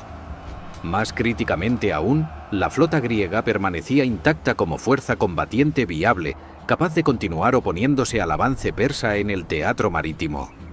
No obstante, cuando las noticias de la caída de las Termópilas llegaron a los comandantes navales griegos anclados cerca de Artemisio, comprendieron inmediatamente que su posición se había vuelto insostenible. Con el ejército persa ahora libre para avanzar hacia el sur por tierra, permaneciendo en las aguas del norte significaría quedar aislados de sus bases de suministro y arriesgar el aniquilamiento si el ejército persa capturaba los puertos donde la flota debía abastecerse. Consecuentemente, los comandantes griegos ordenaron una retirada estratégica hacia el sur, navegando de regreso hacia Atenas y posteriormente hacia la isla de Salamina, justo al oeste de la capital ateniense. Esta retirada naval, combinada con la pérdida de las Termópilas, significaba que toda la Grecia central quedaba ahora abierta a la invasión persa sin obstáculos militares significativos que pudieran retrasar el avance enemigo.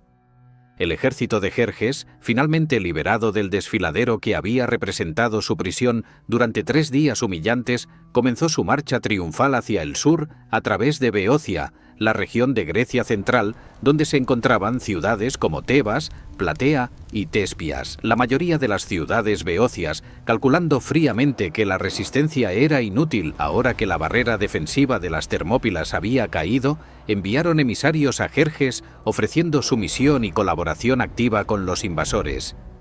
Tebas, la ciudad más poderosa de Beocia, aceptó convertirse en aliada de Persia y proporcionó tropas auxiliares al ejército invasor, una traición que los griegos leales nunca olvidarían ni perdonarían.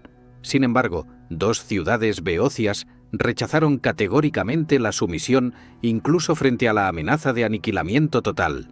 Platea, la pequeña ciudad que había enviado su contingente completo para luchar junto a los atenienses en Maratón una década antes, y Tespias, cuyos 700 ciudadanos habían elegido libremente morir junto a los espartanos en las Termópilas. Jerjes, enfurecido por este desafío continuo, ordenó que ambas ciudades fueran completamente destruidas como advertencia ejemplarizante para cualquier otra comunidad griega que contemplara la resistencia. Las tropas persas asaltaron Platea y Tespias, masacrando a los pocos defensores que habían permanecido para proteger las murallas, mientras la mayoría de la población civil había huido hacia el sur buscando refugio. Los soldados persas saquearon sistemáticamente ambas ciudades, confiscando cualquier objeto de valor, y posteriormente las incendiaron completamente, reduciendo edificios, templos y hogares a escombros humeantes. Estas destrucciones no eran simplemente actos de venganza irracional, sino declaraciones políticas calculadas diseñadas para demostrar el destino que aguardaba a cualquier ciudad que resistiera la voluntad del gran rey. El mensaje era brutalmente claro: aquellos que se sometían serían tratados con relativa clemencia, pero aquellos que se oponían enfrentaban la extinción total de sus comunidades. Mientras las columnas de humo se elevaban desde las ruinas de Platea y Tespias, el ejército persa continuó su marcha inexorable hacia el sur, cruzando las montañas que separaban Beocia del Ática, la región donde se encontraba Atenas, la ciudad que había humillado a los persas en Maratón, la polis cuyo apoyo a la revuelta jonia había encendido inicialmente la ira de los monarcas aqueménidas. Finalmente enfrentaba el juicio que Jerjes había atravesado medio continente para imponer. No obstante, cuando las avanzadas persas alcanzaron finalmente las llanuras del Ática a finales de septiembre del año 480 antes de nuestra era, descubrieron una visión inquietante y desconcertante. Atenas estaba completamente desierta. Las calles que normalmente rebosaban de actividad humana yacían silenciosas y vacías. Los mercados donde miles de ciudadanos habitualmente compraban y vendían estaban abandonados. Los hogares habían sido evacuados apresuradamente, con posesiones familiares dejadas atrás en la huida urgente. La población completa de Atenas, aproximadamente 200.000 personas incluyendo ciudadanos, mujeres, niños y esclavos, había sido evacuada durante las semanas previas. Esta evacuación masiva representaba un acto de valentía colectiva y previsión estratégica casi sin precedentes en el mundo antiguo. La decisión había sido propuesta por Temístocles, el estadista ateniense cuya visión naval había transformado a Atenas en una potencia marítima durante la década anterior mediante la construcción de una flota de 200 trirremes. Temístocles había argumentado persuasivamente que intentar defender las murallas de Atenas contra el ejército persa masivo era inútil, pero que la flota ateniense aún podía ganar la guerra si se le daba la oportunidad de combatir en condiciones favorables. Consecuentemente, los ciudadanos atenienses habían tomado la decisión desgarradora de abandonar sus hogares ancestrales, evacuando a las mujeres, niños y ancianos hacia la isla de Salamina y las ciudades del Peloponeso, mientras que los hombres en edad militar se embarcaban en los trirremes de la flota. Esta evacuación era un acto de fe extraordinario en el liderazgo de Temístocles y una apuesta desesperada que colocaba el destino completo de Atenas en el resultado de una batalla naval que aún no se había librado. Jerjes, entrando en una Atenas fantasmal desprovista de habitantes y por lo tanto de la satisfacción de una rendición humillante, ordenó la destrucción sistemática de la ciudad como castigo por su resistencia continuada. Los soldados persas incendiaron el Acrópolis, la ciudadela sagrada que coronaba la colina central de Atenas, donde se encontraban los templos más venerados de la ciudad dedicados a Atenea, la diosa protectora de la polis. Las llamas consumieron santuarios antiguos que habían permanecido en pie durante siglos, destruyendo tesoros artísticos irreemplazables y profanando los lugares más sagrados de la religión ateniense. Por toda la ciudad, los persas prendieron fuego a edificios públicos, casas privadas, gimnasios y mercados, transformando a Atenas en un infierno ardiente cuyo resplandor podía verse desde la isla de Salamina, donde los refugiados atenienses observaban impotentes la destrucción de todo lo que habían conocido.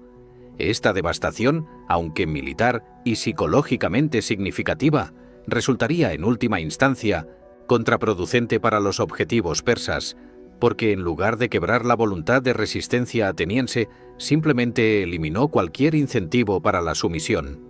Los atenienses ya no tenían nada que perder y todo que ganar mediante una resistencia continuada hasta la victoria o la muerte. Mientras Atenas ardía, la flota griega permanecía anclada en las aguas protegidas entre la isla de Salamina y la costa continental del Ática, observando los fuegos que consumían la ciudad más grande de Grecia. Los comandantes navales griegos enfrentaban decisiones estratégicas de complejidad agonizante. La mayoría de los líderes de las ciudades del Peloponeso argumentaban vehementemente a favor de retirar la flota hacia el sur, hacia el istmo de Corinto, donde podría apoyar la defensa de la estrecha franja de tierra que conectaba el Peloponeso con el resto de Grecia. Estas voces señalaban razonablemente que defender Salamina era inútil ahora que Atenas había caído, y que la prioridad debía ser proteger el Peloponeso, el último reducto de la resistencia griega. Sin embargo, Temístocles se oponía ferozmente a esta estrategia de retirada, argumentando con toda la elocuencia y astucia que poseía que abandonar Salamina sería un error estratégico catastrófico que garantizaría la derrota final griega. El razonamiento de Temístocles era geográfico y táctico en su núcleo. En las aguas estrechas entre Salamina y el continente, la flota griega, aunque numéricamente inferior a la armada persa, podría negar a los persas la capacidad de utilizar su superioridad numérica abrumadora. Los estrechos limitarían el número de barcos persas que podrían participar simultáneamente en el combate, obligándolos a atacar en frentes estrechos donde la destreza individual de los marinos griegos y la calidad superior de sus trirremes podrían compensar las desventajas numéricas. En contraste, si la flota se retiraba hacia aguas abiertas cerca del istmo de Corinto, los persas podrían desplegar su flota completa simultáneamente, rodeando y abrumando a los griegos mediante el peso puro de números. Adicionalmente, Temístocles señalaba que si la flota griega abandonaba Salamina, las ciudades isleñas que habían contribuido barcos a la flota aliada, Egina, Megara y otras, verían sus propias patrias inmediatamente amenazadas y probablemente retirarían sus contingentes navales para defender sus propios territorios, fragmentando la flota griega precisamente cuando la unidad era más crucial. Los debates en los consejos navales griegos se volvieron cada vez más acalorados y divisivos, con Temístocles enfrentándose repetidamente a comandantes peloponesios que desconfiaban de sus motivos y sospechaban que estaba intentando manipular la estrategia aliada para proteger específicamente los intereses atenienses a expensas del Peloponeso.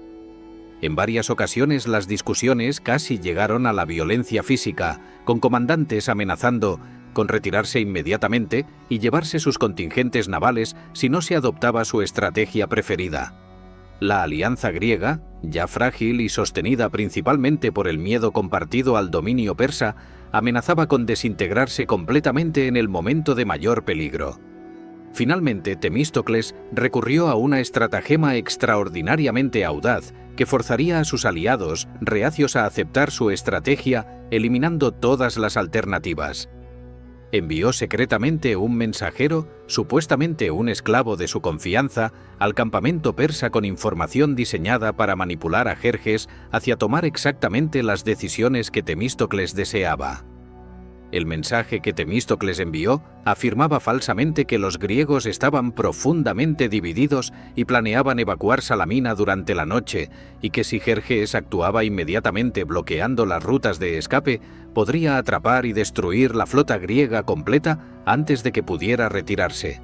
Este engaño brillante explotaba las percepciones persas sobre la desunión griega, algo que no era completamente falso, dado los debates acalorados en los consejos griegos, y ofrecía a Jerjes exactamente lo que más deseaba: la oportunidad de destruir la flota griega en una batalla decisiva que garantizaría la conquista completa de Grecia.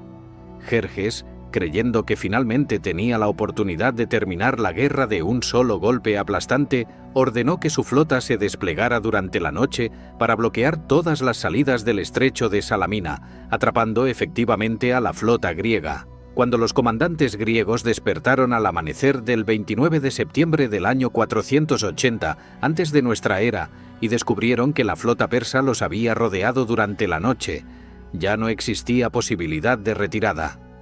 Temístocles había forzado la batalla que deseaba en el lugar que había elegido, eliminando mediante engaño brillante todas las opciones excepto luchar o rendirse. La batalla naval de Salamina, que se desarrolló ese día de septiembre, se convertiría en una de las batallas navales más decisivas de toda la historia humana, un enfrentamiento que literalmente determinó el curso de la civilización occidental. Jerjes, tan confiado en la victoria que había ordenado que su trono real fuera colocado en una colina con vistas al estrecho para que pudiera observar personalmente el triunfo de su flota, observaría en cambio el desarrollo de un desastre naval de proporciones catastróficas. A medida que la batalla comenzaba en las primeras horas de la mañana, con centenares de trirremes convergiendo en las aguas estrechas del canal, rápidamente quedó evidente que la geografía estaba dictando el resultado exactamente como Temístocles había predicho.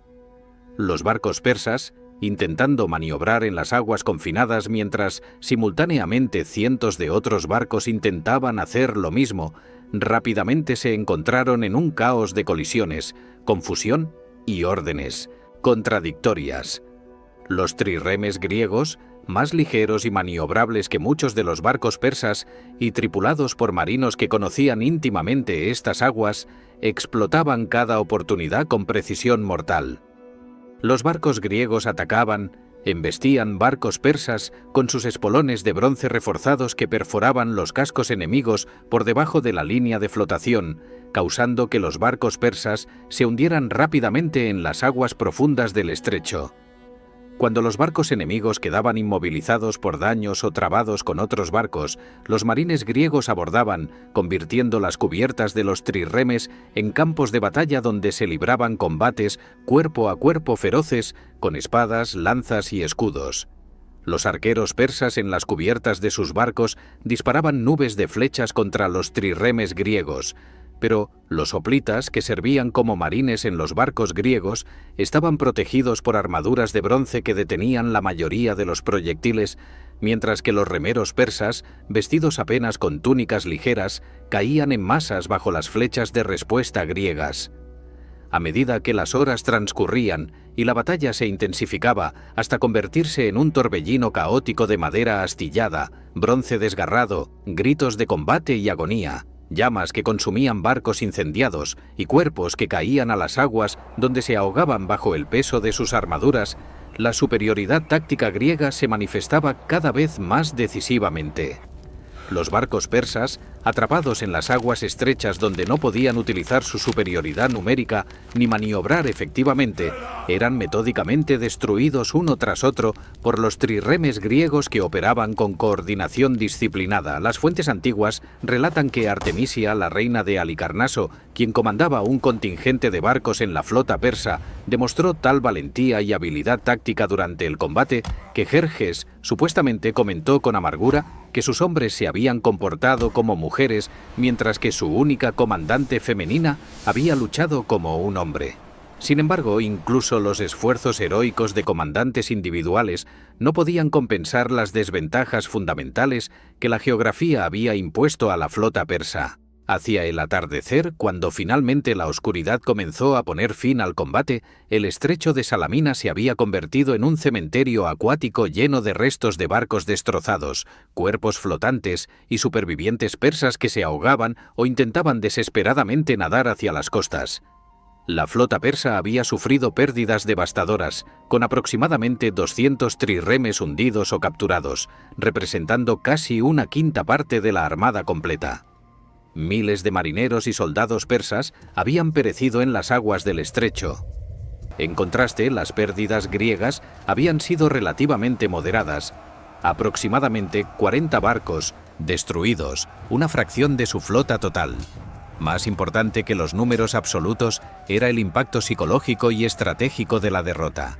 El imperio persa, que había dominado los mares orientales del Mediterráneo sin oposición seria durante décadas, había sido humillado por una flota inferior numéricamente en una batalla donde todos los factores aparentemente favorecían a los persas. La derrota en Salamina destruyó completamente la ilusión de invencibilidad persa que había aterrorizado a los pueblos conquistados durante generaciones.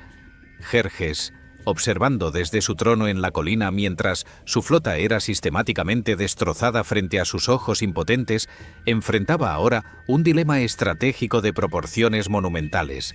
Con su flota gravemente debilitada y ya no capaz de dominar las aguas griegas ni proteger las líneas de suministro marítimas que sostenían a su ejército masivo en territorio enemigo, la conquista completa de Grecia se había vuelto súbitamente mucho más difícil, si no imposible.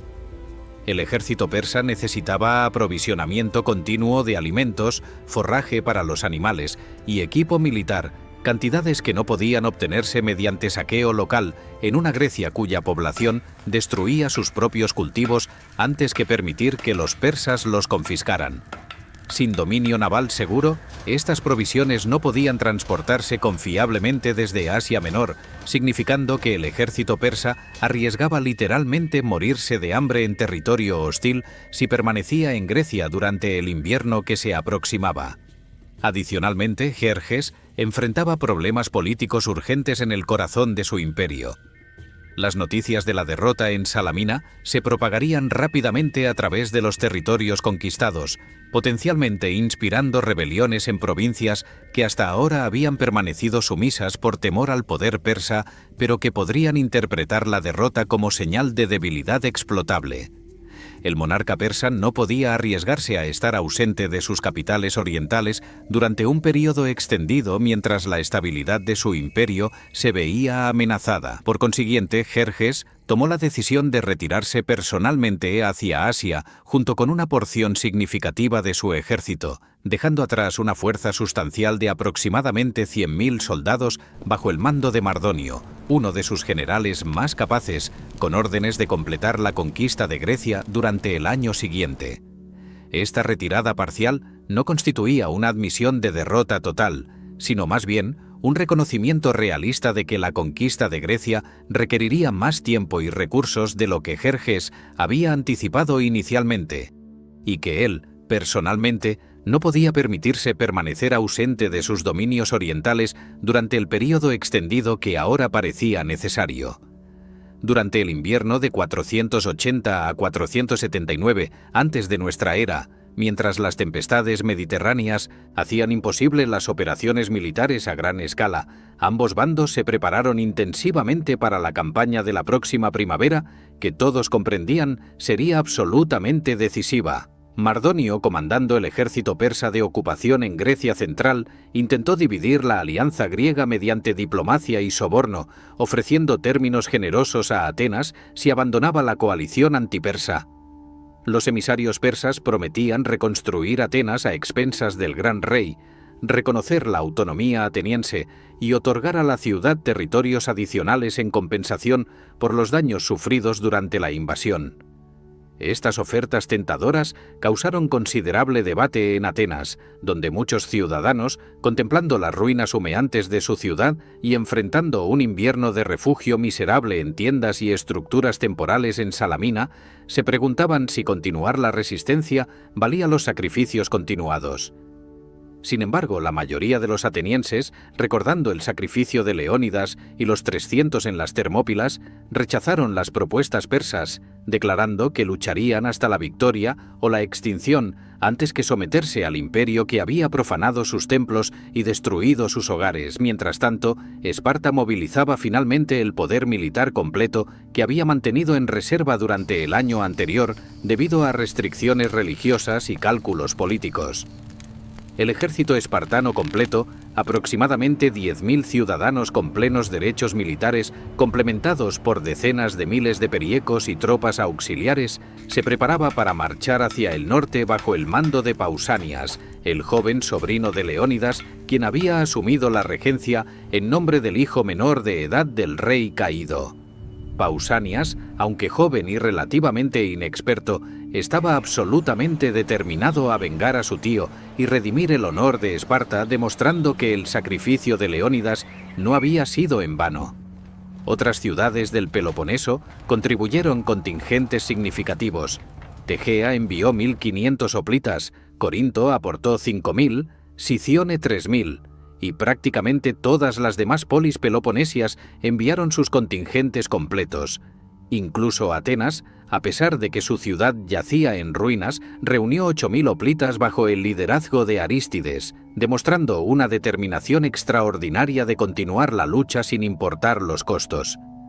En la primavera del año 479 antes de nuestra era, este ejército griego masivo, la fuerza militar terrestre más grande que la Grecia continental hubiera reunido jamás, aproximadamente 110.000 hombres, incluyendo hoplitas, tropas ligeras y auxiliares, comenzó su marcha hacia el norte desde el istmo de Corinto.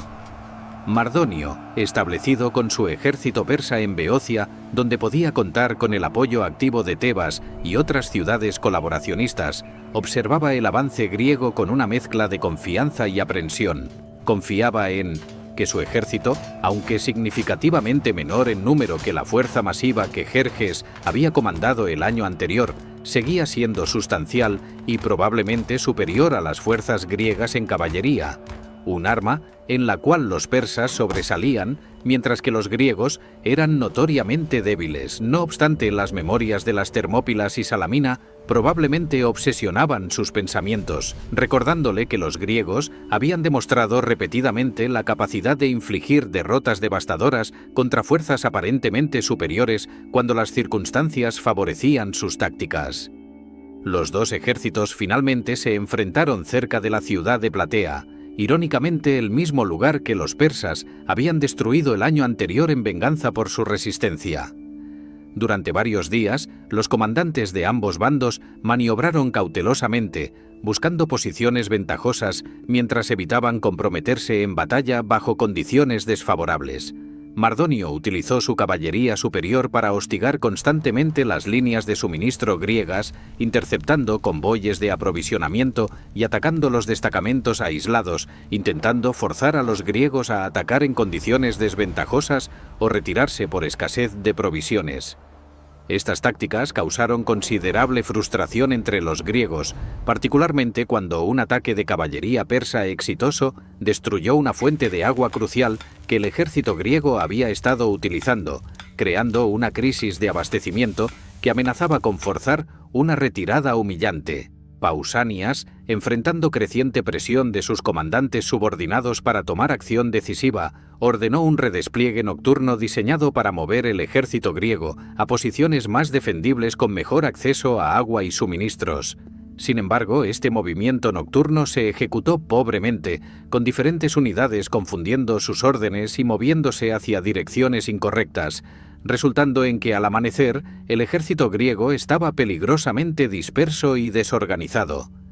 Mardonio, observando desde las elevaciones cercanas y creyendo que los griegos estaban en retirada desorganizada, ordenó un ataque general inmediato, confiando en que podría atrapar y destruir las fuerzas griegas antes de que pudieran reorganizarse. El ejército persa avanzó rápidamente, con la caballería hostigando los flancos y retaguardia griegos, mientras la infantería persa, incluyendo los sobrevivientes de los inmortales que habían luchado en las Termópilas, avanzaba en formaciones densas hacia los espartanos y tegeatas, que constituían la retaguardia del ejército griego, aparentemente en retirada. Lo que Mardonio no comprendía era que Pausanias había ordenado deliberadamente a los espartanos mantener su posición y enfrentar el ataque persa, sacrificando la ventaja táctica temporal para permitir que el resto del ejército griego pudiera reorganizarse y volver al combate. Los espartanos, aproximadamente 10.000, incluyendo ciudadanos completos y periecos, formaron su falange característica y esperaron tranquilamente mientras decenas de miles de soldados persas convergían sobre su posición. Las fuentes antiguas relatan que Pausanias realizó sacrificios religiosos repetidos buscando presagios favorables de los dioses antes de comprometer sus fuerzas en combate. una demora que frustró a sus hombres, quienes estaban siendo masacrados por los arqueros persas mientras permanecían estáticamente en formación. Finalmente, cuando los presagios resultaron favorables o cuando Pausanias decidió que no podía demorar más, ordenó el ataque. La falange espartana, esa formación que había destrozado oleadas de persas en las Termópilas, avanzó implacablemente hacia el ejército persa con toda la fuerza de Esparta desencadenada sin las limitaciones geográficas que habían restringido su efectividad en el desfiladero. Los hoplitas espartanos, luchando ahora no simplemente por la supervivencia o el deber, sino motivados por el deseo ardiente de vengar a Leónidas y a sus hermanos caídos en las Termópilas, atacaron con una ferocidad que aterrorizó incluso a los veteranos persas endurecidos. La infantería persa, a pesar de su valor considerable, descubrió una vez más que su equipamiento y tácticas eran fundamentalmente inadecuados para enfrentar la falange hoplita en combate terrestre abierto. Las lanzas griegas atravesaban las armaduras persas. Los pesados escudos de bronce griegos detenían las flechas y lanzas enemigas, y la disciplina implacable de la formación espartana aplastaba cualquier intento persa de romper su cohesión.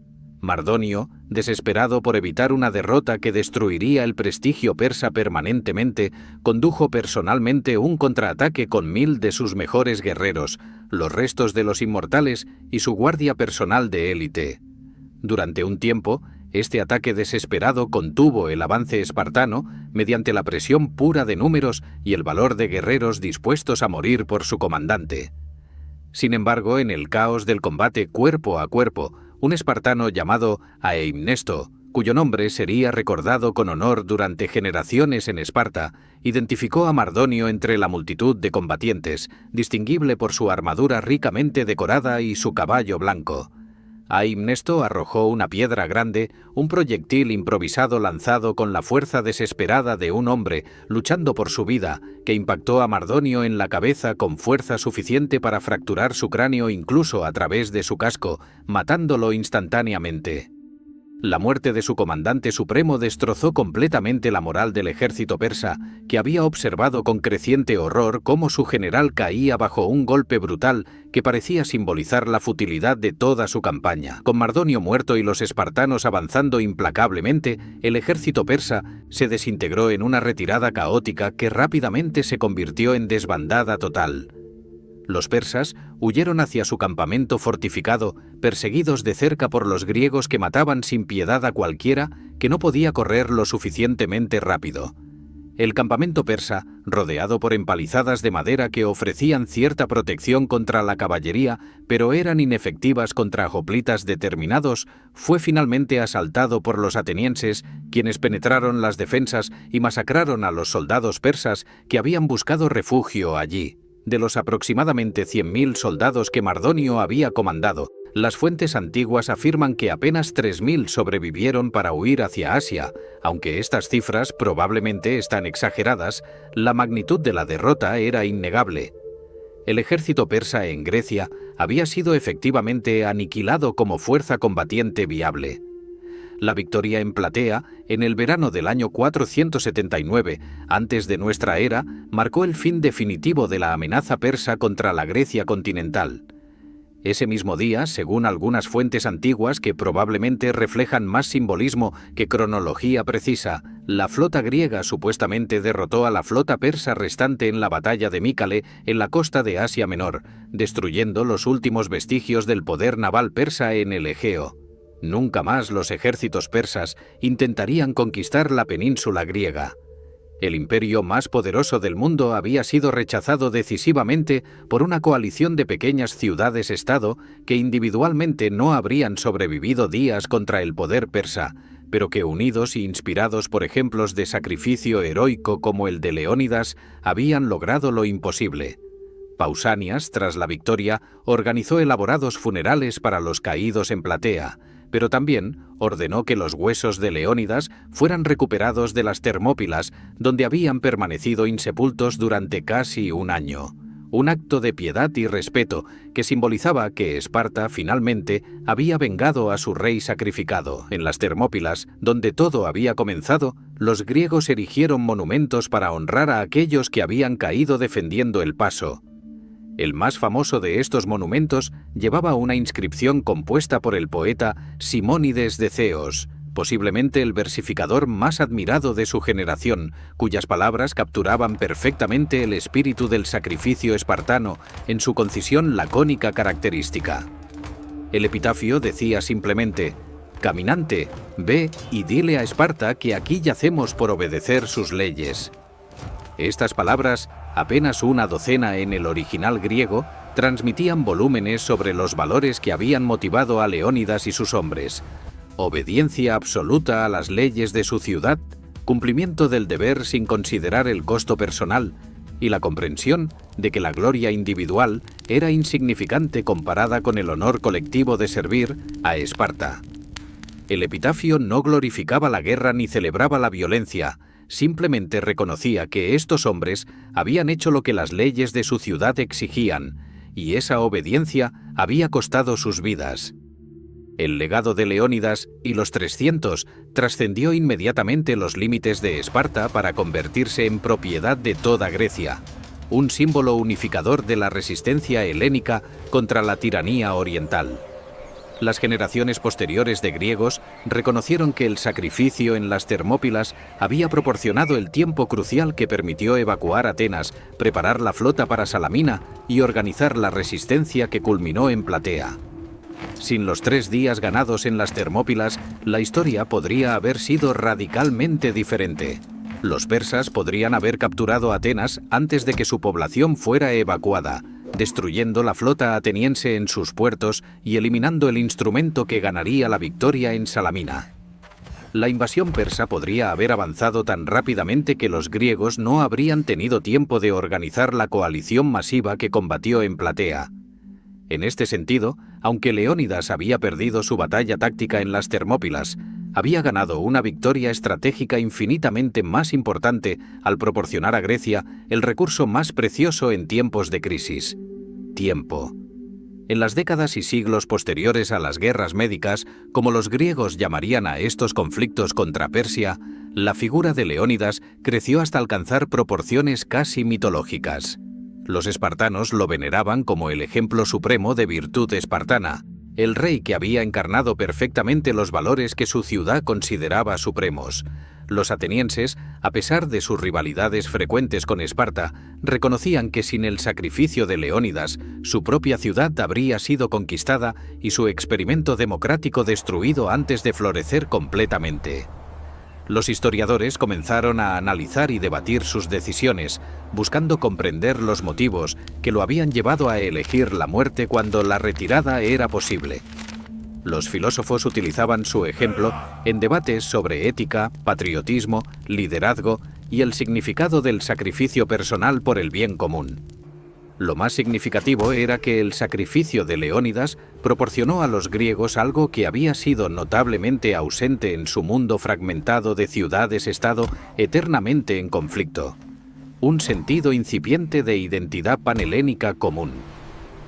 Por primera vez, ciudadanos de Esparta, Atenas, Corinto, Tegea, Mantinea, Platea, Tespias y docenas de otras ciudades que normalmente pasaban más tiempo luchando entre sí que cooperando, se habían unido contra un enemigo común y habían prevalecido mediante sacrificio y colaboración mutuos. Las Termópilas demostraban que cuando los griegos dejaban de lado sus diferencias parroquiales y actuaban como un pueblo unido, eran invencibles incluso contra los imperios más poderosos del mundo. Este reconocimiento, aunque no evitaría las guerras devastadoras que Esparta y Atenas librarían entre sí en las décadas posteriores, estableció un precedente y una memoria cultural de unidad helénica que resurgiría repetidamente en momentos de crisis externa. El impacto de las Termópilas también resonó más allá de las fronteras de Grecia, influyendo en cómo los pueblos del Mediterráneo conceptualizaban las relaciones entre Oriente y Occidente, tiranía y libertad, imperios vastos y comunidades pequeñas pero libres. Los griegos interpretaban su victoria sobre Persia como la validación de su sistema político de ciudades-estado autónomas donde los ciudadanos participaban en el gobierno, contrastado con el despotismo oriental donde millones vivían como súbditos pasivos de un monarca absoluto. Esta interpretación, aunque ideológicamente sesgada y que simplificaba excesivamente las realidades complejas tanto de las sociedades griegas como persas, se convirtió en un componente fundamental de la identidad cultural griega y posteriormente occidental. Las Termópilas simbolizaban la idea de que hombres libres luchando por sus propios hogares y valores superarían siempre a esclavos y súbditos forzados a luchar por los caprichos de un déspota, sin importar cuán grandes fueran las disparidades numéricas. Cuando Roma emergió siglos después como la potencia dominante del Mediterráneo y heredera autoproclamada de la cultura griega, los romanos adoptaron entusiastamente la narrativa de las Termópilas como parte de su propio patrimonio cultural, viéndola como precedente inspirador de sus propias batallas legendarias donde pequeñas fuerzas romanas supuestamente habían derrotado enemigos numéricamente superiores mediante virtud y disciplinas superiores. Los historiadores y poetas romanos relataban la historia de Leónidas a nuevas generaciones, adaptándola a sus propios valores culturales que enfatizaban el deber, el honor militar y el sacrificio por la república. A través de los escritos de autores romanos como Plutarco, quien escribió una biografía de Leónidas como parte de sus vidas paralelas, y Cicerón, quien citaba el ejemplo espartano en debates sobre virtud cívica, la historia de las Termópilas fue transmitida a lo largo de los siglos, sobreviviendo la caída del Imperio Romano y preservándose en los manuscritos medievales que copiarían monjes en monasterios europeos durante la Edad Media. El Renacimiento europeo, con su renovado interés en la cultura clásica grecorromana, redescubrió con entusiasmo la historia de Leónidas y las Termópilas como ejemplo inspirador de virtud antigua, digno de emulación por los europeos modernos. Los humanistas del Renacimiento leían a Heródoto en los textos griegos originales recientemente traducidos al latín y posteriormente a las lenguas vernáculas europeas, introduciendo la narrativa de las Termópilas a audiencias cada vez más amplias, más allá de los círculos académicos estrechos. Los pensadores políticos de la Ilustración utilizarían posteriormente el ejemplo de la resistencia griega contra la tiranía persa como argumento en debates sobre libertad, derechos ciudadanos y resistencia legítima contra gobiernos opresivos, con Leónidas emergiendo como símbolo de liderazgo virtuoso, dispuesto a sacrificarse por el bien de su pueblo. En el mundo moderno, la historia de Leónidas ha continuado resonando con poder extraordinario, adaptándose repetidamente a nuevos contextos y sirviendo propósitos ideológicos variados en diferentes períodos históricos. Durante las guerras de independencia del siglo XIX, cuando pueblos sometidos luchaban contra imperios para establecer estados-nación propios, la narrativa de las Termópilas proporcionaba un precedente histórico inspirador de resistencia exitosa de los débiles contra los poderosos. Los griegos modernos que luchaban por independizarse del Imperio Otomano en la década de 1820 invocaban explícitamente el ejemplo de sus ancestros en las Termópilas, presentando su lucha contemporánea como continuación de la antigua batalla entre libertad griega y despotismo oriental. Los monumentos erigidos en el sitio de las Termópilas en el siglo XX, incluyendo una estatua impresionante del rey Leónidas empuñando lanza y escudo, servían tanto para conmemorar el pasado antiguo como para inspirar a generaciones modernas con el ejemplo imperecedero de coraje y sacrificio. Durante la Segunda Guerra Mundial, cuando Grecia enfrentó nuevamente invasión por una potencia masivamente superior en forma de la Alemania nazi en 1940-1941, los griegos de nuevo invocaron el espíritu de las Termópilas. Las tropas griegas que defendieron desesperadamente los pasos montañosos contra las divisiones Panzer alemanas se veían a sí mismas como herederas de Leónidas, luchando contra probabilidades imposibles por la libertad de su patria.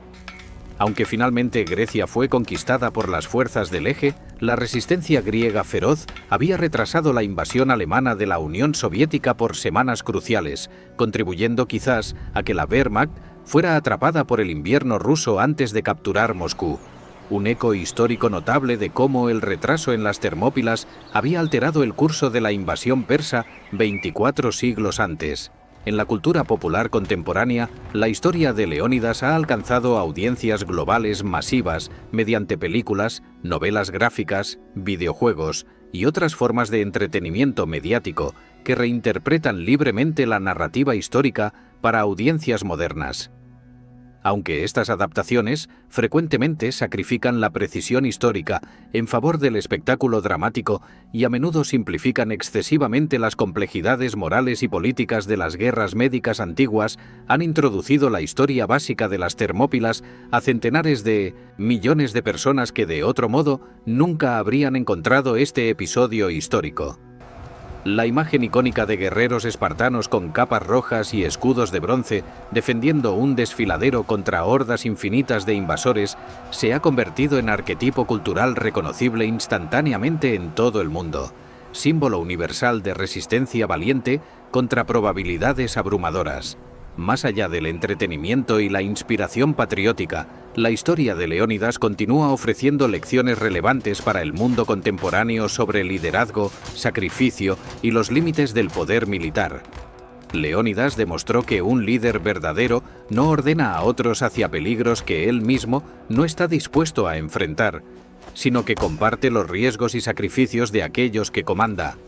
Su decisión de permanecer en las Termópilas cuando la retirada era posible ilustra la comprensión profunda de que algunas causas justifican sacrificios extremos y que la inspiración moral que un acto de coraje heroico puede proporcionar vale más que la preservación de algunas vidas individuales cuando la supervivencia de toda una civilización está en juego. Las Termópilas también demuestran los límites del poder puramente militar. El imperio persa poseía ventajas masivas en números, recursos y experiencia militar, pero fue derrotado por adversarios que luchaban con propósito moral superior, cohesión social más fuerte y adaptación táctica más inteligente a circunstancias cambiantes. 25 siglos después de que Leónidas cayera luchando en el estrecho desfiladero de las Termópilas, su nombre y su sacrificio permanecen vibrantes en la memoria cultural de la humanidad. El rey guerrero de Esparta que eligió la muerte antes que la rendición, que valoró el honor de su ciudad por encima de su propia supervivencia y que mediante su sacrificio ayudó a preservar la independencia de Grecia y con ella las semillas de la civilización occidental, ha alcanzado la única forma de inmortalidad verdaderamente disponible para los seres humanos mortales: vivir para siempre en las historias que contamos sobre coraje, deber y la voluntad de sacrificar todo por aquello que consideramos más valioso que nuestras propias vidas. Mientras existan personas que valoren la libertad sobre la esclavitud, el coraje sobre la cobardía y el deber sobre la conveniencia, la historia de Leónidas y los 300 continuará siendo relatada, inspirando a nuevas generaciones con su ejemplo imperecedero de que incluso en la derrota, cuando enfrentamos nuestro destino con dignidad y propósito inquebrantables, podemos lograr victorias que trascienden completamente las circunstancias inmediatas de nuestra mortalidad y resuenan a través de los milenios.